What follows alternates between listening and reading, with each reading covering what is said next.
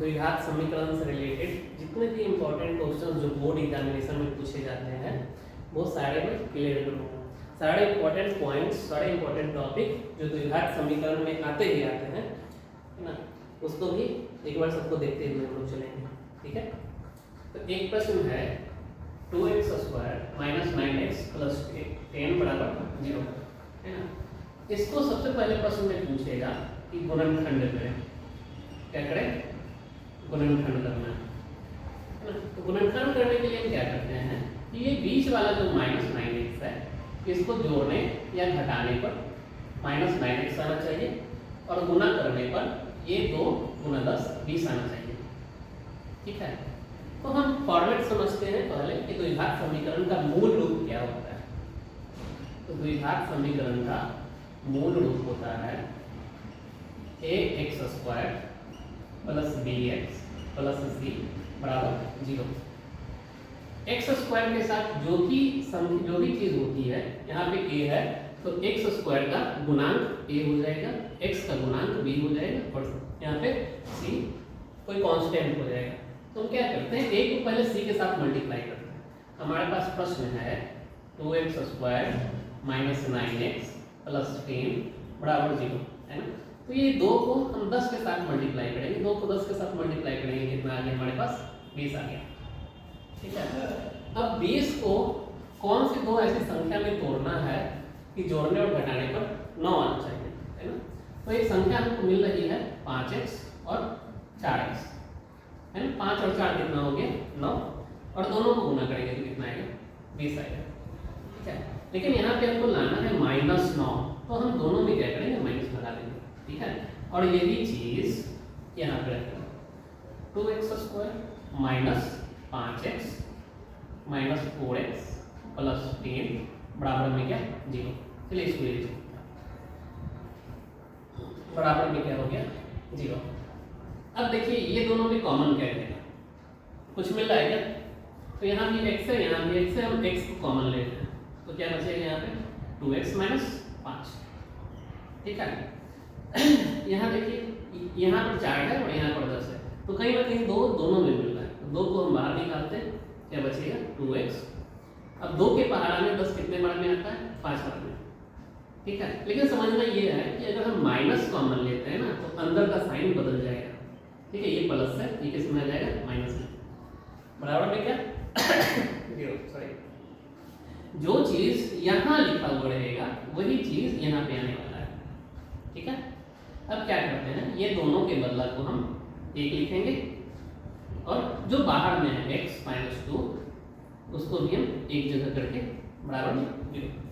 अब ये क्या है, ये जो 0 है ये इसका भी है और इसका भी है, इस 0 पर अधिकार इसका भी है और इसका भी है, तो दोनों में ये 0 को हम बांट देंगे। तो 2x - 5 बराबर क्या हो गया? 0, और x - 2 बराबर क्या हो गया?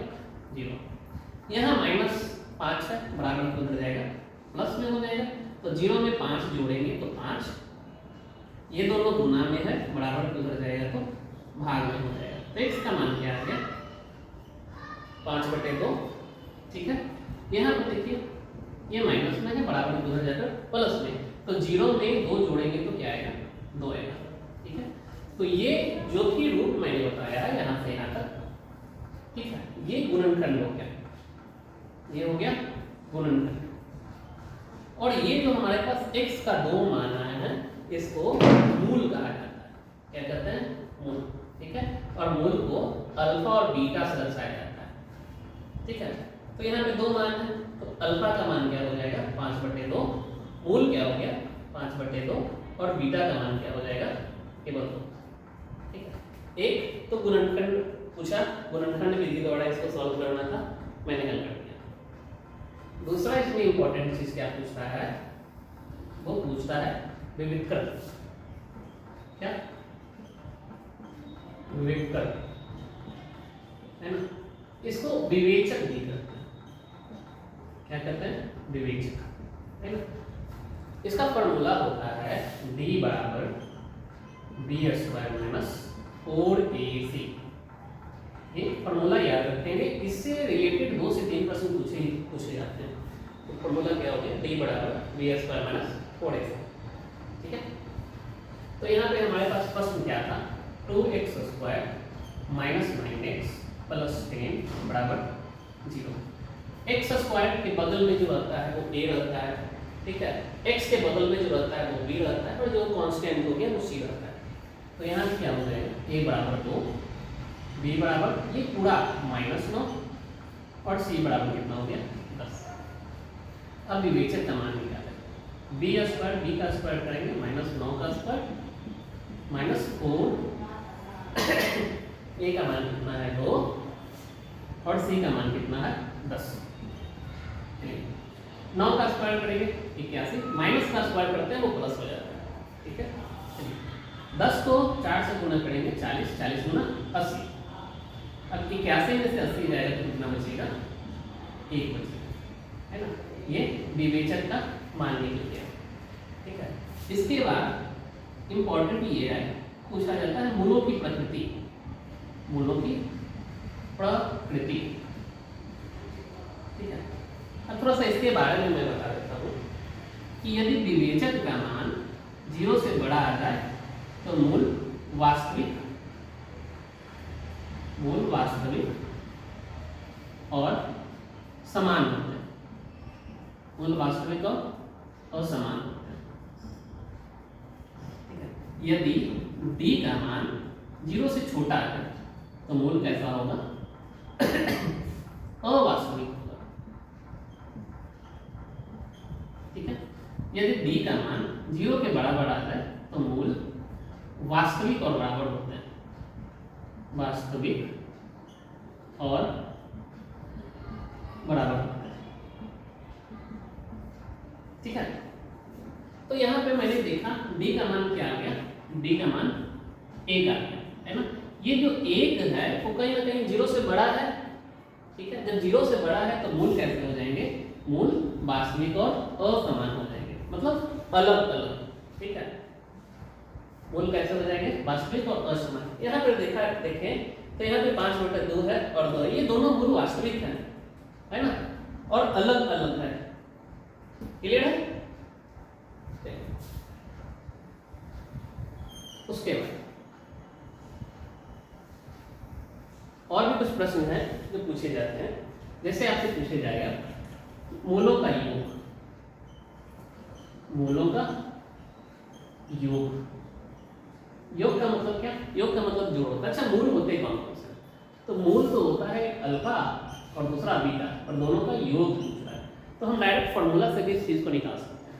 फार्मूला क्या होता है, अल्फा प्लस बीटा का माइनस b/a, ठीक है। और एक और पूछा जाता है मूलों का गुणनफल, मूल हो गए अल्फा और बीटा और गुणनफल पूछा जाएगा, इसका मतलब अल्फा इंटू बीटा से पूछा जाएगा, और अल्फा इंटू बीटा का फॉर्मूला होता है c/a।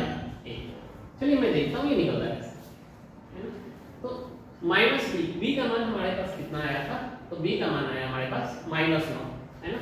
एक तो माइनस फॉर्मूला वाला है और दूसरा -9 आया है, ठीक है। बटा में a का मान अभी मैंने लिखा था 2, तो हम क्या कर देंगे, 2 कर देंगे, अर्थात अल्फा प्लस बीटा का मान कितना आ गया, माइनस माइनस प्लस बटा में 2, ठीक है। अब अल्फा इंटू बीटा निकाल लेते हैं यहाँ पे, c/a, c का मान कितना था हमारे पास, c का मान था 10 और a का मान कितना है, a का मान है 2, c का मान हो गया 10 और a का मान हो गया 2, कटेगा क्या, काट दीजिए, तो ये कितना हमारे पास आ गया 5, ठीक है। तो ये द्विघात समीकरण से सारे क्वेश्चन आ रहे हैं, ठीक है। एक और इसमें पूछा जाता है, वो पूछा जाता है द्विघातीय सूत्र से संबंधित,